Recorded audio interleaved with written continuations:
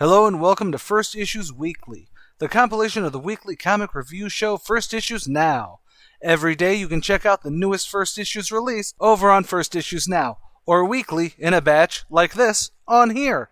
I'm AJ Carey, the comic archivist, and these are the comics released for the week of August 20th, 2025. And yes, the Carry On Production website is at least up for newsletter sign-ups, so that's something.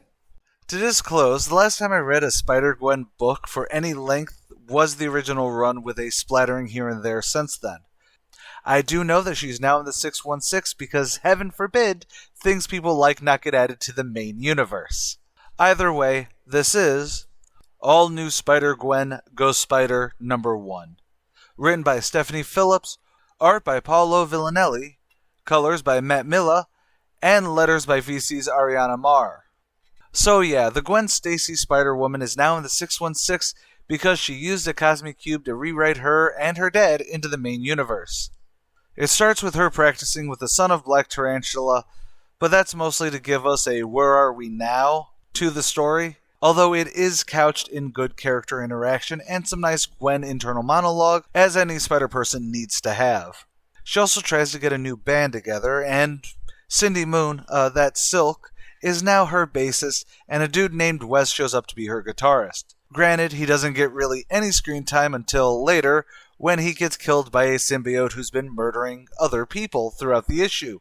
Yes, we got ourselves a good old-fashioned killer symbiote story, so I'm kinda down for that. Now, I'm not going to do a full summary, because this is definitely half setting up where we are in conjunction to the previous books, and setting up for the rest of the series. There's almost a bit of resetting the bone feel for anyone who really hasn't been following Gwen, though. What with how quick the new band thing is introduced and fixed, and then Wes gets killed for the plot, there's also the Captain Stacy being alive in this world thing, which means he's actually acting more Commissioner Gordon-y with Gwen, and I have zero understanding of the Black Tarantula relationship thing at the beginning. But that's really the rub here. See, reading it, none of this is bad outright.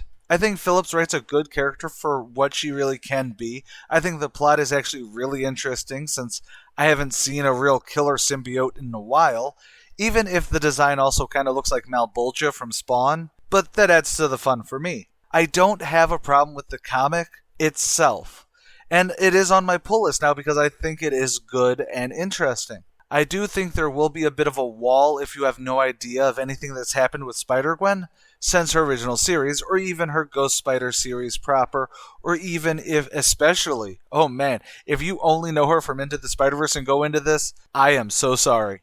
I will also give a minor knock to the art, because while I think that it is overall good, and even overall great in some spots, there are definitely some other spots that feel like they're a little muddled on a coloring level, or sometimes the action, especially in the beginning, feels a bit disjointed. It's not egregious enough for me to say that it's distracting, and it could just be that I read this in a physical format, and maybe digital it reads better in panel mode. But it is, again, still very good. Now, to completely go off on my own little rant here, I'm sorry. What hurts this comic, and what hurts a lot of Spider-Gwen comics, and even Spider-Persons not Peter Parker related, is that the editorial always fucks around when it isn't Peter Parker. Now, the problem is that I think that's what hurts all of these and makes it a bad thing, because that's why these characters get popular at the beginning. See, there's no editorial stakes in making a Silk solo series, so let Kelly Thompson make her actually interesting and not just a sex toy for Peter. Miles is a breakout character and even got Fox News promoting him, despite the fact that it was because they're racist asshats, but keep the Ultimate Universe around so we have him. Spider-Gwen is a neat what-if concept, and let's go have a solo series and fun with that. But then, when they get this freedom to do what they do, and they sell well, editorial turns around and goes, shit, now we need to milk this. And that negatively hurts the title or future titles in relation. It's annoying, but it will always happen. So you see, Spider-Gwen takes off, becomes this massive breakout character. Everyone loves her. Now she has to somehow be traversable in the 616. Let's give her a vortex manipulator. Granted, I think that was a thing for like every Spider-Person, because Miles also had one. Everyone had one when we needed a Web Warriors thing. I also want to bring up that when they start pulling Spideys to the 616 from everywhere else when they shouldn't be there, is a sign that Marvel Editorial actually hates where their Amazing Spider-Man book is. Instead of changing it to work for what will sell, they try to bring everyone else to the 616, almost as if, hey, we can now start doing crossovers with these characters is going to up the sales there. But this book is a prime example of it being really cool if it wasn't in the 616. Since my immediate thought with a killer symbiote is, great, they're going to cross over with Spider-Man sooner rather than later. When really it should be more about, oh shit, how's Gwen going to deal with a murder hobo Venom? But where does that leave my verdict for this comic? If I ignore the meta faults with it, I think that this is most definitely a read it. Read it means that it is worth reading and ultimately judging for yourself. There is a lot of good and potential in this book, and even if you haven't been kept up to date, it gives you a good foundation to go forward and maybe be curious about what happened before. I know it is on my pull list right now, so maybe this is a tentative pull it more than a read it. Plus, the covers look great, but that's the power of a Marquez cover, honestly. Red Tornado makes an off-brand Justice League with Power Girl as lead? Well, you had me at boob window, DC. I kid, but I am actually quite interested in how this goes. This is Justice League Red #1. Written by Saladin Ahmed, art by Clayton Henry, colors by Arif Prianto, and letters by Lucas Gattoni and Ryan Chrisley. So yeah, the plot is that Red Tornado has been doing the usual robot thing and seeing how much the world is really doomed with humans being the way they are thanks to predictive algorithms. So naturally, his only recourse is to use the super cool magic cards all Leaguers were given in DC All-In Special #1, I believe. And yes, you too may still be able to get your own blank gimmick card. To flash them red to Simon Baz, one of the many Green Lanterns, as well as Power Girl, who's back to sporting her Amanda Connors era costume, though the booba window now does look like a Super Crest cut out. Which, okay. So Baz and PG fly up separately, not to the Watchtower satellite, but to the dark side of the moon, where there is a new red arrowhead gem-shaped satellite for them. Slender and discreet is what I believe they call it. No one ever actually checks back there either way. So they see each other, and a hologram of Red Tornado gives them the general premise. He needs them because he can't ask the big leaguers since they'll deny his plan, while PG and Baz do know about the greater good and kinda working in a gray area, and they will do what they can to save the future. Baz and PG kinda worry about this, but they also want to believe Red Tornado isn't going evil robot trope on them. They do a quick mission for him, which ends up with them destroying a farming robot, which according to Big Red was an invading robot. Questioning what just happened, we then also pan out to see Black Adam watching them on monitors, knowing that the Red Tornado just threw the first punch. Okay, so I left out a lot of the dialogue here that makes it seem at least a little bit more understandable why PG and Baz followed the orders, but at the same time, I think that they could have at least toned down Red Tornado to the audience at the very least. See, the issue begins showing Red Tornado saying essentially the same thing that he'll tell Green Lantern and Power Girl in the same amount of pages even later. So when it comes back around, it feels a lot more malevolent and a bit more like neither of them really should be listening to him. Again, this is from an audience level. I'm sure there will be a twist that it's just Red Tornado not being a good communicator or something, but I still don't think it's bad. The writing is still really good, though we don't get the team fully set up, just the two I mentioned, but I do like slow builds for a team book. Although in recent times, that's also been a way to show that the book will be written for trade, and usually there's not a real future with the team. I'm hoping that this goes well because I like everyone that we see on the cover of this book, but we will have to see on that point. As for the art, I absolutely love it. Although I do actually miss PG's costume from her solo book. I am a sucker for the Trunks jackets. Yes, that's what I call the midriff jackets. It's Trunks from Dragon Ball Z. No one else has that jacket. Now, I think it's the diamond boob window actually that feels off to me. It's not actually a fault of this comic though, so I really shouldn't be bringing it up. It's just I never got a chance to really talk about it before. And honestly, it's not even really a fault, it's just personal taste. But it does actually look quite awkward. The art is great in this, I mean it. Either way. So my verdict for this book is, read it. Read it means that it is definitely at least worth checking out for yourselves. There's a couple of good covers, so it may be a better physical read than a digital read, but if you're into, I want the team now books, then this is going to be a trade read or a trade buy. Either way, it isn't bad and taste will definitely vary. Now be glad I don't spend 10 minutes talking about those damn communicator cards of impossible design. You know, I feel bad because I absolutely forgot that there was a Jed McKay Black Cat run in 2019-2020 until I saw someone call this the first Black Cat solo comic, and I just had that vague inkling in the back of my head going, no, I did this before. Chat? Am I ancient?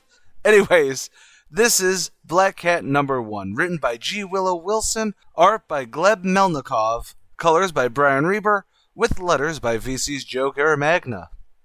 So, Black Cat is running. No, wait. We actually start at the end of the story with Black Cat waiting in the night nurse's waiting room to be seen. Then we cut to her running from the cops in the past. The short of this part is that she's trying to find a safe house, but the closest safe house to her just so happens to also be above a pet supply store that is currently being stolen from by the Lizard. They fight because the Lizard doesn't understand sarcasm or like sarcasm, but she gets to the safe house, has a nice bath, and then goes to the night nurse when she saw that she got a scratch from Lizard.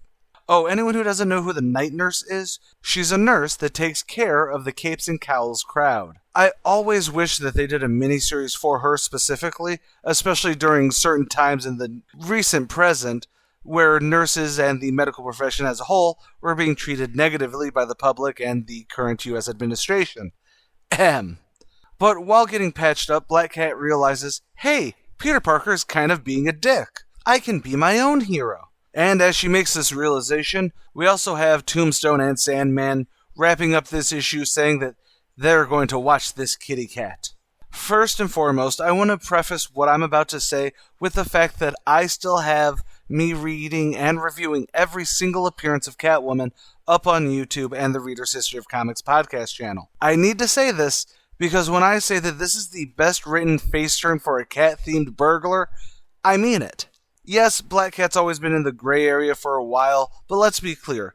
Felicia Hardy would absolutely go good just to spite Spider-Man. She's 100% that bitch, and we love her for that. And yeah, G. Willow Wilson is fun on a bun on this book. It's written greatly, and I know I'm not a comic kind of guy, but this works for me. The humor is fantastic, yet there's also a realness to it. It's not stopping the flow to break into jokes. It's unserious in its approach, which lends itself to be a read that you can just be smirking at through the entire time, like I was. I personally think the conversation between the Black Cat and Lizard during that whole fiasco is my personal favorite moment. Of course, it's also not a who cares sort of book, because yeah, there is still some melodrama with Peter and Felicia, although I don't know what the Hellgate thing she brings up is, so that goes over my head, and yet, you still get the connection. Essentially, it's Felicia being an actual character who's funny, and not just a funny character, if that makes any sorts of sense. Of course, it is also helped out by the fact that the art style is very grounded, and it's not trying too hard to be anything other than a good solid comic visually. That style also allowed for the writing to take the forefront, although I do think that there's a little aloofness at times, and it gives it a almost cartoonish feel. It's not trying to go whole Hanna-Barbera, but just enough that it all makes sense to me when I actually record this. No. So my verdict for this is buy it. Buy it means that it should be on your pull list in your preferred medium, digital or physical. But you should also take a look at those physicals because those variant covers look really nice. I mean, there's a Peach Momoko one, and that's a guaranteed need for me. Yeah, I never thought I'd have a Black Cat comic on my pull list. Weird week so far. This is just a gag comic with that name because Ben Grimm was in like every Marvel 2-in-1, right? Well, I mean, except that it's twice as thick. So, this is Marvel All-on-One, written by Ryan North, pencils by Ed McGuinness, inks by Mark Farmer, colors by Marcio Menes, with letters by VC's Joe Caramagna. The Thing gets blasted out of the sky and robot versions of every hero across the Marvel Universe attack him. There's a fantastic twist at the end and great dialogue throughout. Personally, the ending is just brilliant. It's Ryan North and he has a fresh vibrance to what he does that I just love. I also feel like I owe Ed McGuinness years of apology because in this, on pencils, he is great. and I spent way too long making fun of his art for things like Superman way back in the day. My verdict is you should absolutely buy this spectacularly fun book. Doubly so if you're a fan of The Thing. Yes, that's where this review ends, and now I'm going to go into a bit of a rant, and I decided that it's really only tentatively about The Thing versus the Marvel Universe, and more about why it worked, when I have complained somewhat about other Kills the Marvel Universe books before. Read it first, though. I do talk spoilers. Now, Marvel needs to have this be an ongoing series. Not specifically for The Thing, obviously, but they do so much with these Kill the Marvel Universe books that it loses some of the fun spectacle. The Godzilla one-shots were fantastic. The Predator ones I finally got around to reading, also really fun. Punisher, Deadpool, Wolverine, all okay depending on my mood, but I wasn't a huge fan. But there's always a lack of stakes in them that can't ever be there, honestly. Predator and Godzilla, no duh. They don't even go to this school. But where the hell was the fun of this book in all the ones that were, the Punisher and whatnot? You get other Kill Everyone books where it is the spectacle about how they'll pull out beating everyone to a bloody mess. However, this is The Thing bashing robots in a fun way. Why not do this for an event? Seriously, make a Contest of Champions 3. Not a big giant crossover event, but just as a series of one-shots. No world-ending stakes, no cop-outs, literally just all the writers you have on contract choosing a character, tell them go for the gold, and have them killing robots. Even have it be where there's different brackets. Maybe street levels have to deal with only other street level characters. Then you get artists that you know and love, or the ones that you want to vet for more action-focused stuff, throw in some cutaways to other heroes or even villains watching or betting, make quips about it, and bam, you have a series that's fun on a bun, without the stakes that everyone knows isn't there, and you can just have fun reading. Seriously, sell posters, sell merch. Hell, I know Marvel has a marketing budget of $3 and a case of Red Bull, but go hard with it and make a faux betting pool. Call it Draft Kangs or something. There is so much to be had here, and it may even shake up new readers because there's no ungodly stakes. Seriously, DM me, I've got a full pitch since this was off the dome. But it needs to happen. I'm just saying, fun books like this are rarely given a spotlight, and it's why readers, both old and new, can feel like it gets overwhelming. Every 3 months you have a super earth-shaking event that changes the status quo that's not there. Just have a fun book series that you know that there's no stakes, they know as readers there's no stakes, so you just are there to see the spectacle. Thing Smash is a great spectacle moment in this.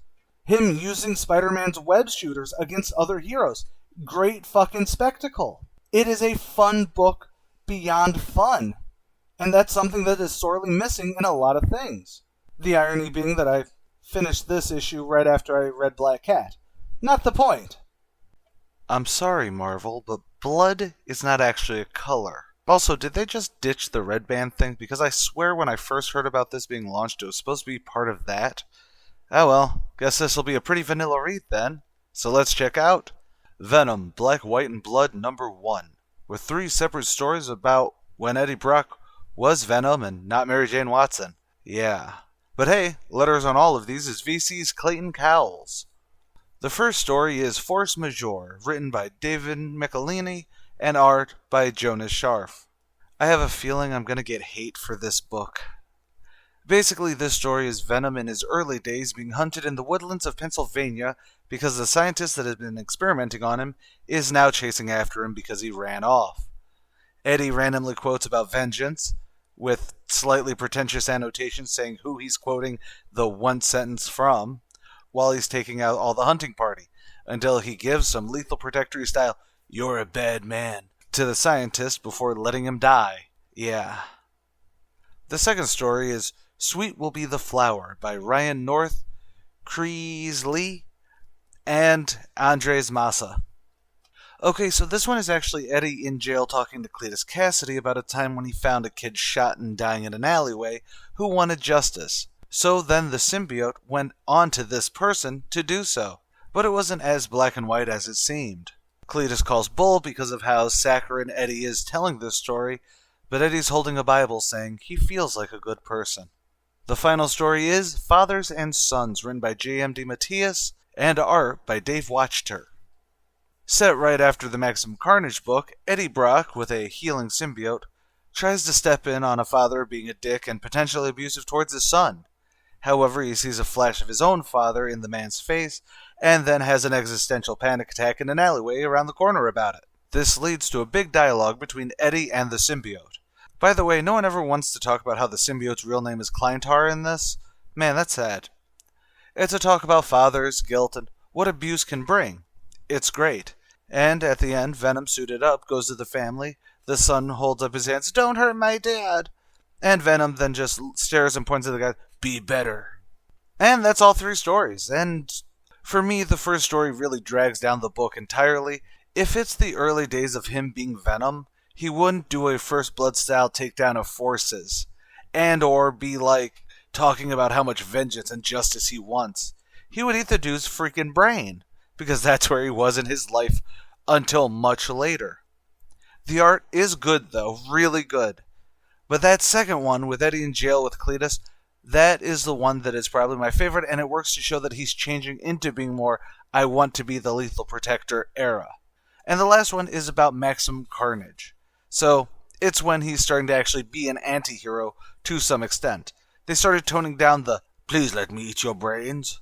But that's what can work for the character. But honestly, all 3 of these are aspects of what can work for the character. If you're a fan of Edgy Eddie, then the first story might actually work really well for you, because he's being super cool even if I think it's cringe. The second has a fantastic short story feel about not just Eddie, but violence in general, how vengeance may not be the only answer. And the final is a great look at Eddie Brock in general with his mindset, although I also admit that I'm a sucker for the emotional hit of an abused, or at least a not very well treated kid doing the "please don't hurt my dad" thing. And that Be Better panel should truly be as big as the "correct madam" one if there's any justice in this world. On an art level, I think the first one is great and probably the best on a strictly indie black and white feel. And the third is just fantastic with its abstract line work and sketchiness, really hammering it home the alien shape of the symbiote. The second one, while probably my favorite of the 3 stories to read, was also probably the weakest on the art. It's not bad by any means, but it just feels, out of all 3, it's the one that feels the most like standard modern, with some slightly too clean line work that gives it a coloring book page feel a couple times. It's not all the time, and it's only once or twice, and it's still not bad, just off. But I am reading this in the digital, so it could also add more space in between as I'm looking at it on a panel read than it's actually meant to. Black and white comics also should only be read in a physical means, since the color of the page itself does really help to break the whites up. So my verdict for this book is, shockingly to me, buy it. Buy it means that you should definitely not only have this on your pull list, but like I said, get it in physical. Black and white comics lose a lot when digitized. And the variant covers alone may also be something worth really checking out if you are a Venom fan. Specifically an Eddie Brock Venom fan. At what point does me getting hyped about anthropomorphic animals fighting in World War II or something equivalent start to become a fetish? I'm asking for a friend. Yeah. Get into Escape #1. Written by Rick Remender, art by David Acuna, with letters by Russ Wooton. Well, that was certainly a hell of a cold open I did there, given that this is hard as nails' stark look at war, and not the jingoistic love of country that it could have easily been. So the first half of this book is the flight crew of Old Sockeye, a bomber that gives me the Eager Beavers vibes, as they talk about how terrible the bats are, which would be the Nazi analogs. This is brought into stark contrast, though, when it's time to paint the target, and it looks like Big Bertha-esque railway guns planted in the middle of a civilian-heavy zone. Captain Milton Shaw makes the hard call to drop the bombs regardless. Except it misses, destroying the blocks around it and the non-combatants there. However, in his fervor, he turns the plane around to make a second attempt. That gives the Bat time to scramble their fighters and defenses. As everything is falling apart around him, he calls for an evac of the plane, and yet he's the only survivor as he lands in the ruins that he created, with the enemy army searching for him. And all he needs to do is escape. So first and foremost, I knew I was going to love this comic. It's Rick Remender doing a war comic, with the truly spectacular art of Dave Acuna in his indie darling best here. And yet, as much as I love war comics, and believe me, it is a big love, if I ever dug into my collection, you guys would see why, war comics can sometimes be very much not have any nuance. However, then you also get issues like this. See, Milton and his crew give very clear and simple reasons for why they hate them Batsies. But then you see Milton level a non-combative zone because his target was off. Then you see him going, "Who cares? They're the monsters. We have to do this." And he's doing his best to try and do it again, losing his entire crew and plane in the process. Now, the one knock I will say is that while Remender sets up the subtextual thesis quite well, using a variety of characters to do so as is easiest, it is also somewhat of a no-brainer that only the bear on the cover was going to be the one to survive. It's not a bad thing, and I've seen some people knock it because it was like, "Oh, I called it." But no shit.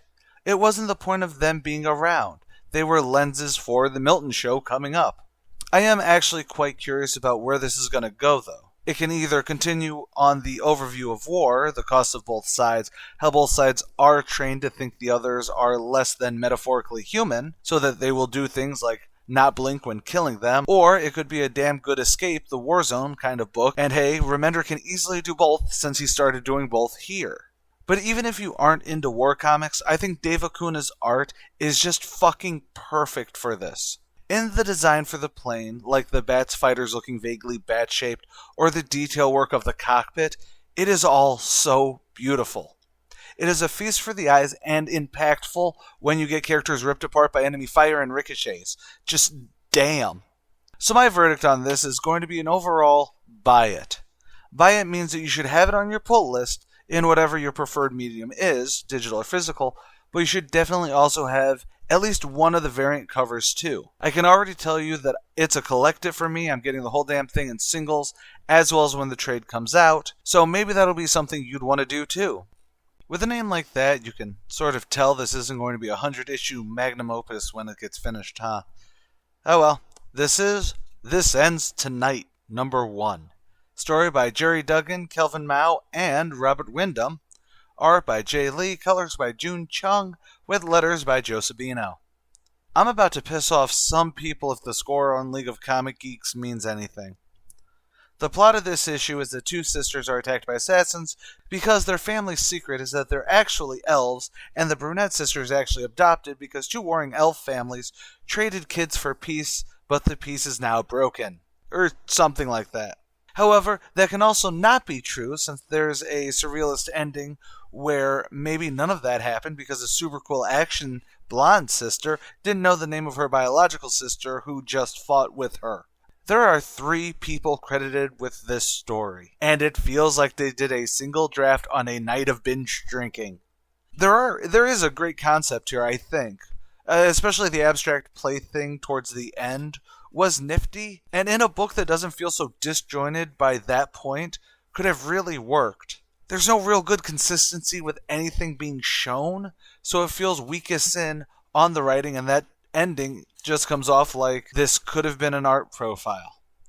As for the art, I always have liked Jay Lee's art in a vacuum, but in this, without any writing to hold it together, I think it actually comes off pretty amateurish.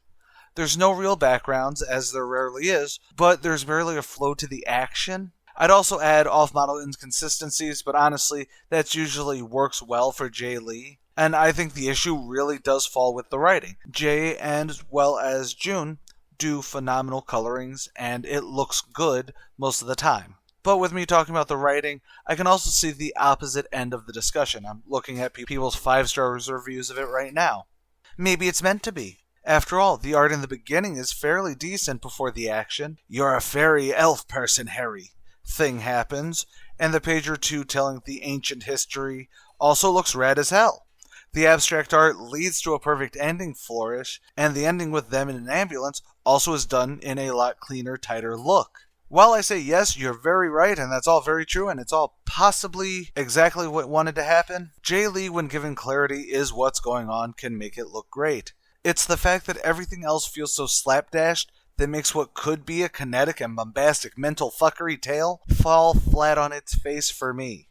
Maybe to me it's the fact that there were 3 people on this story, which led to no one vision winning out to tie the book together. Spoilers for up-and-coming writers, or industry vets apparently, if you're going to do a mindfuck, twisty kind of story, there needs to be a through line through it still.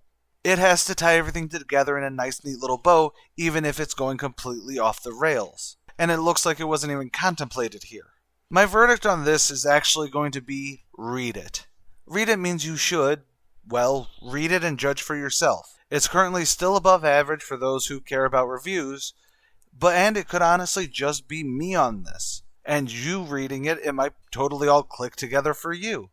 But otherwise, if it doesn't sound even remotely interesting or up your alley, you can ignore it just as easy. After Bloodshot, I'm a little worried, but hey, this is a wholly new start for Shadow Man, so let's see how that goes with Valiant Beyond, Tales of the Shadow Man #1. Written by A.J. Ampadu, art by Sergio Moniz, colors by John Amarillo, flats done by Ludwig Olimba, with letters by Ezekiel Laverny. First, let's go with the solicit copy on this for the sake of brevity. The city of New Orleans is home to a rich history of music, art, and culture that has achieved unparalleled progress and success. It's the magic capital of the world and home to a hard-nosed detective trained in the ways of voodoo who has dedicated her life to keeping New Orleans safe. When an ultra-dangerous monster invades her jurisdiction and threatens the peace they fought so hard to protect, she must disobey her orders and summon the mysterious being known as Shadow Man in order to save the city she loves. Sounds pretty neat, right? Sorry, the detective focused on in the solicit actually is in the last 3 or so pages. Basically, that solicit works great to pair with this comic to show what Detective Miles was doing while we were following Shadow Man as he got his saxophone back from the monkey mayor of the dead city and talked about the coming of a mysterious pantheon. Then he goes to New Orleans and runs into Mr. Twist, the aforementioned ultra-dangerous monster, and that dude gets away, so he agrees to help Detective Miles. However, Detective Miles has to help him discover what happened to Jack Boniface. That only means something to people who've read Shadow Man before and know that Shadow Man's real name is that, kind of. Let's start with the positive I do have for this book. It is a very good-looking book. Granted, I also rarely see a separate person credited on doing the flats. For most people not in the scene, flats are basically the base coat of color. It's the broad color palette you're using, or the flat color before you go in and put in the detail work. It's not a bad thing, and maybe that's why this does have such a great look. It's not overly distinct, but it's definitely a great looking book, especially on the physical page. Okay, time for some fun. Off the bat, I'm going to say that the cover is a bit of a lie. If you are a new reader, this book may not click very well with you. There is no real explanation for Shadow Man, or the world he inhabits in the first half of this, despite trying to do some vagaries about it. And it also feels like you either should know it already, or it's a tease for later on. There's even a big, ooh, why does the Shadow Man have a saxophone? Brought up in this book. But hey, those could be mysteries that could have worked. I think the issue I do have with this on a writing level is that it's not really doing a lot. The solicit, like I said, actually gives us the story that this should have been. Seriously, we should have been following Detective Miles up to the point where she calls for the Shadow Man. The questions, the mystery of Shadow Man would work absolutely well if he came in towards the end of this book instead of us following him, sometimes quite literally as he's just walking, and there's no real hooks for us to want to follow Shadow Man, the character. Writing 101. Mysteries about a character only work when you want to know the answer to those mysteries. And there's no way of wanting to know outside of the story saying we want to know here in this book. I want to know about Miles and the hunt for Mr. Twist up to the point where we get to jump inside Mr. Twist's mind for a second and we see some pretty twisted stuff. Like, damn. Although props, I think that scene is actually really good. Essentially, I think I'm more frustrated that this would be a 4-star book if I did a star rating, if they cut out the off-brand wannabe Starman starter with Shadow Man and began in New Orleans. All of that said, though, what is my verdict?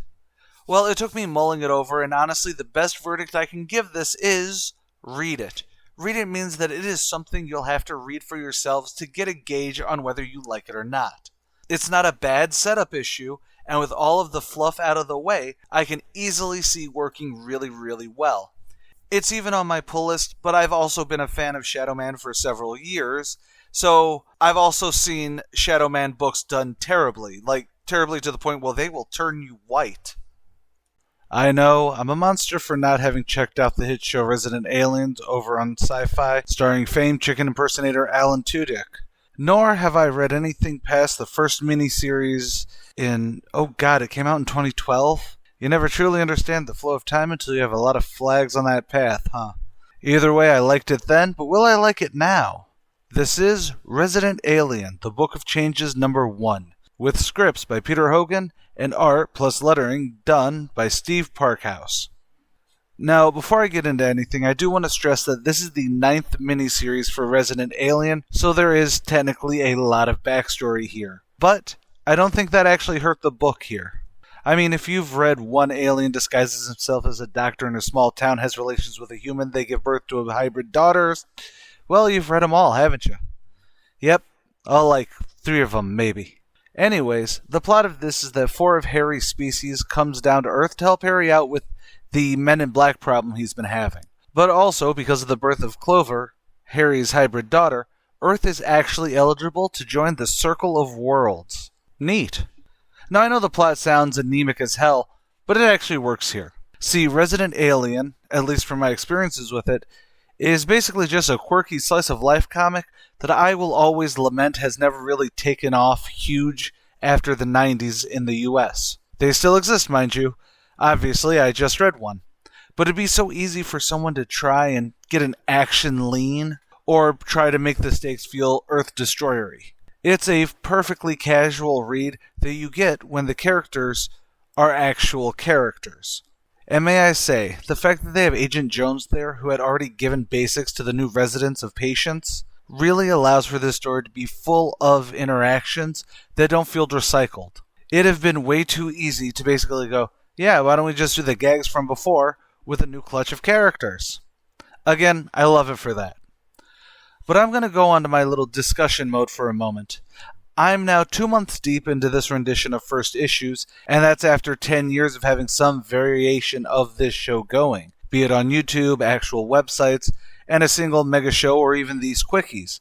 And I mean it when I say that Resident Alien is a book that I know I didn't follow too much, but it is the definitive version of a comfort read. I think anyways. Now, it isn't a comfort read in the same way that I always have a semi-annual binge reading of Fables or Cloak and Dagger. Mind you, it's a comfort read in that, well, it's a cozy read. It's light, it's got heart, it has fun without trying too hard, the art is great, the characters are compelling, but not overwhelming, and honestly, Patience is a place I always love to revisit, and I should definitely revisit it more. So that leaves me with only one verdict I can give. Collect it. Collect it means that this should be on your pull list both digitally and physically. You should get the trade when it comes out. If there's variant covers that you like, go for them.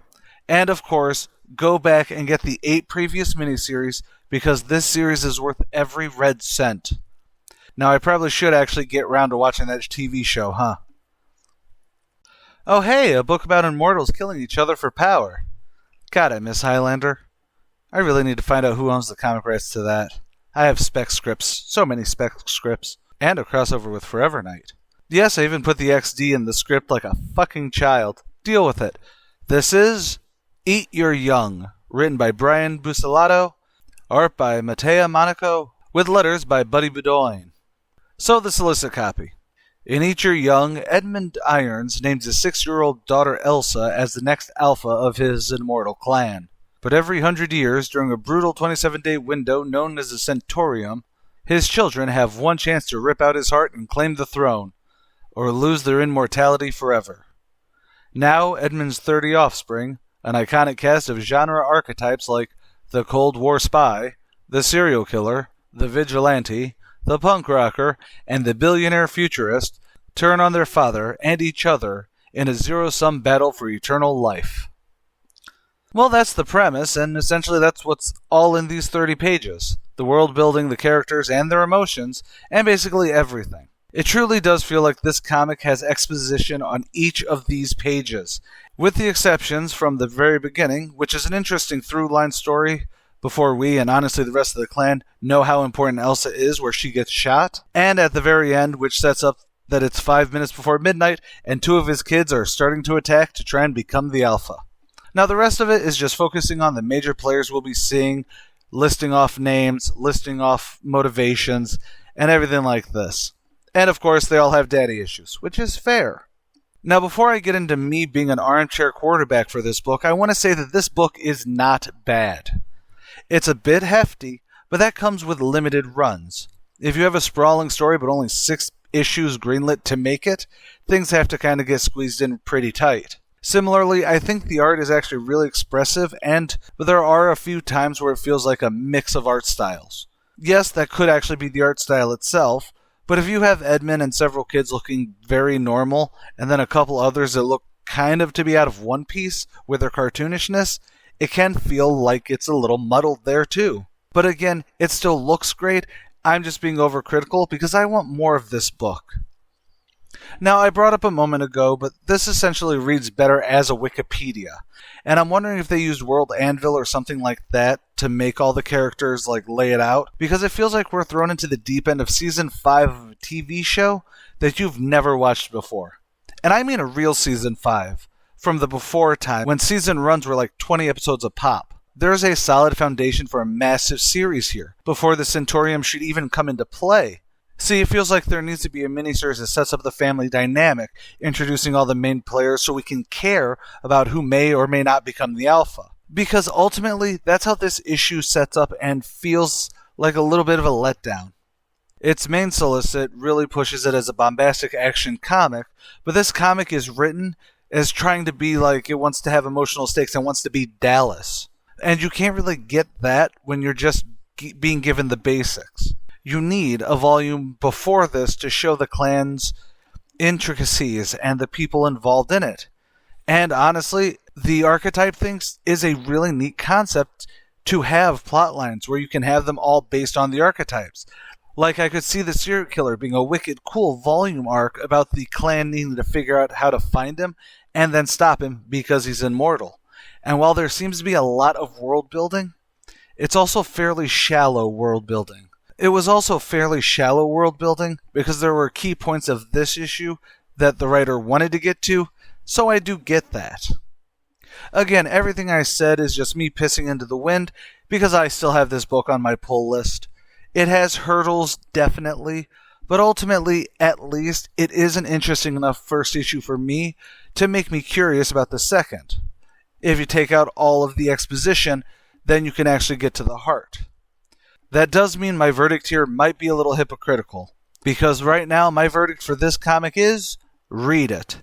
Read it literally means that you should get it and read it for yourself. Like I said, there are some things in here that were obstacles for me specifically, but maybe it works better for you, and you read it and you will sing the book's praises. I will even give you permission to come back here and call me a moron for not getting it if you liked it. I first saw Event Horizon on tape in 1998. It may have been 97, but I was definitely way too young to have seen this regardless. No, I don't really have anything to say other than I'm glad that I got to check out at least something else set in the universe, because damn, that production hell has been hell.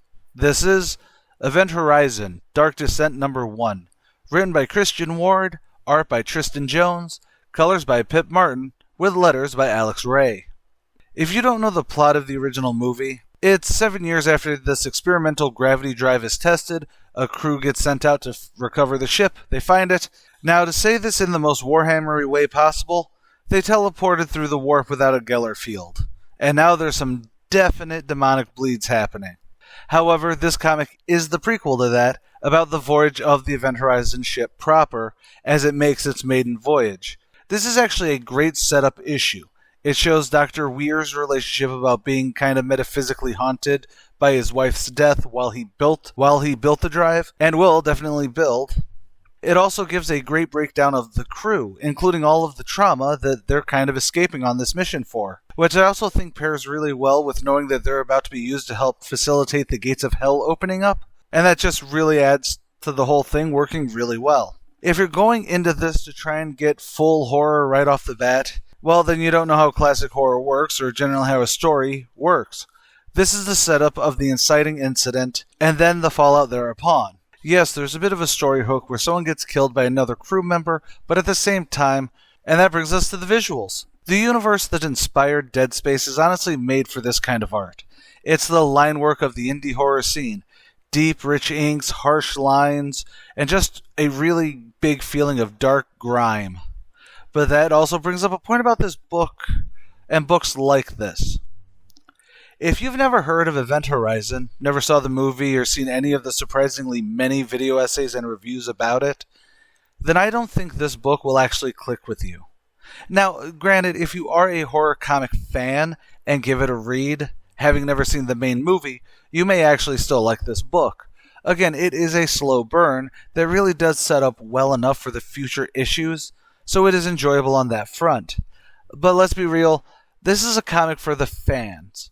Sometimes a comic isn't meant for massive general audience appeal. In fact, I'd argue that that's why companies like IDW have been able to carve out a very decent spot in the comics pantheon by themselves. This is a perfect comic for a very small audience, but that audience absolutely should be... Well, you know what? Let's get to my verdict. So my official verdict for this comic is... muddled. Officially, I will say there is a prerequisite before I say anything else. Go and watch Event Horizon if you're horror inclined.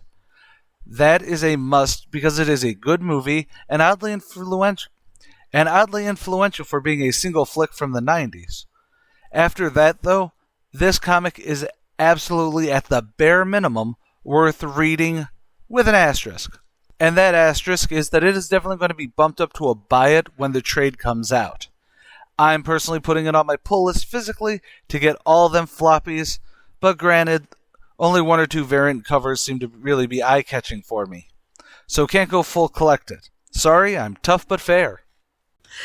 Hey guys, gals, and non-binary pals, I'm Sam Rossi, the Casual Comicist, and this is Sammy's Picks. I picked IDW Teenage Mutant Ninja Turtles Journeys #1. First, acknowledging the creators of this book, because without them, we would not have these awesome mediums. Writer, inker, and letterer Peter Laird, and penciler Jim Lawson. I pick books based on what jumps out to me. This week's book is because of my love of the Teenage Mutant Ninja Turtles. I like the 90s Turtles, and I love the original cartoon, so color me surprised when I lost all interest in reading this book by the second page. Let's get into the dirty deets. I did like the plot. It seemed interesting, with April O'Neil and Casey Jones being married. April's pregnant. There's another person I don't know. Who the hell is Shadow? And why is Splinter teaching her? There's the Manhattan Militia, some type of gang army. And I think Raph gets kidnapped by an alien. That's basically it. Oh, and there's a lot of fighting. So I want to know what happened to New York City. With that being said, I did not like the artwork. I did not like how they drew my turtles. I believe I compared them to monkeys. I mean, look at Mikey on the second page. He looks like a chimp. And he's the one that's on far right. No, sorry, far left. Coming back at you. You can't, it's Mikey. He has the nunchucks, guys. He looks like a chimp. The battle scenes were okay. I didn't notice that it was supposed to be snow on the ground. Now, that could have been the fact that it's black and white. It's hard to, show snow in black and white. I will totally give you that as that. But I have to say, the snowmobiles over the roof, now that was cool. I never thought about it. Not something to put in my apocalypse plan. The lettering was okay. I had to zoom in on my digital copy, so it could have just been the fact that the typeface was just not good for a comic book medium. But I liked the typeface. It was really nice, crisp. Just when you got further away, it became jumbled and blurred together. Now again, that could just be my eyesight. My verdict for it? It's okay. This is a book based on the art style of the beginning of my Turtles. It's just not my style of art. I want to say something nice, and I have, but it's hard to be nice when you are let down. I'm sure I'm not reading the next issue. It didn't hold my interest like it should have. It left me wanting more. Now, that could have been that it's not what I expected. Man, I really hated not liking this book. I was so excited, I might have set the bar too high. And that it's on me. Maybe I'm just too much of a 90s kid to see the Turtles as see the Turtles as anything more than kick-ass superheroes. And I really am sorry. I wish I didn't have to give a bad review. And I truly am sorry. This is AJ Carey. I am sitting right next to her as she rambles like this. Sam? What? Are you aware that this is the original comic version of the Turtles? Yes, I do. I am aware of that, but... Then you should really bring up more that it's not that you're a 90s kid who likes the 90s Turtles. You like the cartoon. I did see the cartoon. I know. Somewhere in here. Yeah, the very first time, and then you just kept harping on the 90s. Just say the cartoon Turtles. The cartoon Turtles? You like the cartoon Turtles. You are a fake comic book fan. Almost like you're called the casual comicist for a reason. I know, right? But I've read the original Turtles. I didn't think that was the art style for the original Turtles. It was. Or am I thinking of the original 89 run, not the 83 run? Yes, you are thinking of, I want to say right around the time that the Turtles became a merchandising goldmine. That would be the 89 cartoon. Yeah. They did, that is when the art style and new versions of the Turtles would come out. I have to say that's the golden age for Turtles, because anything after when they started doing the weird ass cartoon faces, I don't like the Nickelodeon Turtles at all. You think that was the golden age of Turtles? I call the golden age of Turtles our 89 Turtles. No. I understand that. Our 90s Turtles were so much better than the TMNT and all that crap that has come out. I'm going to say one thing, and then you're going to say your closing bullshit, okay? Okay. You're about to read The Last Ronin.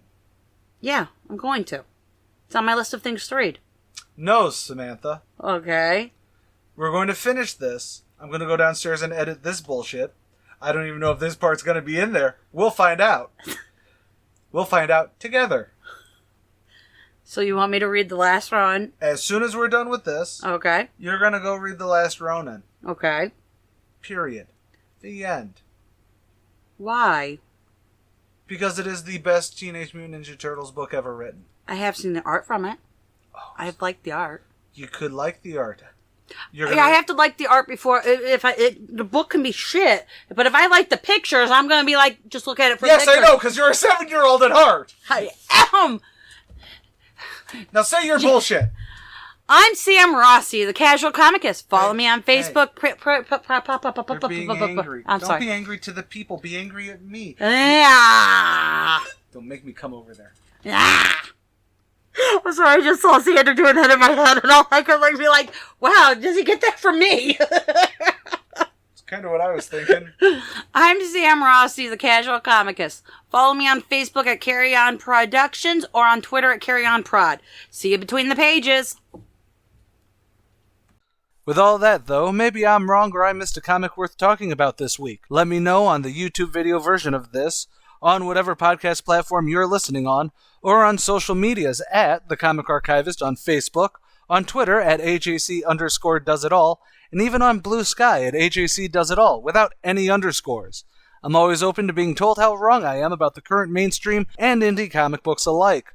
Don't forget to like, share, follow, subscribe, and all the other stuff that I'm being told I need to say to keep this show going. More than anything, though, remember, stay golden, Inklings.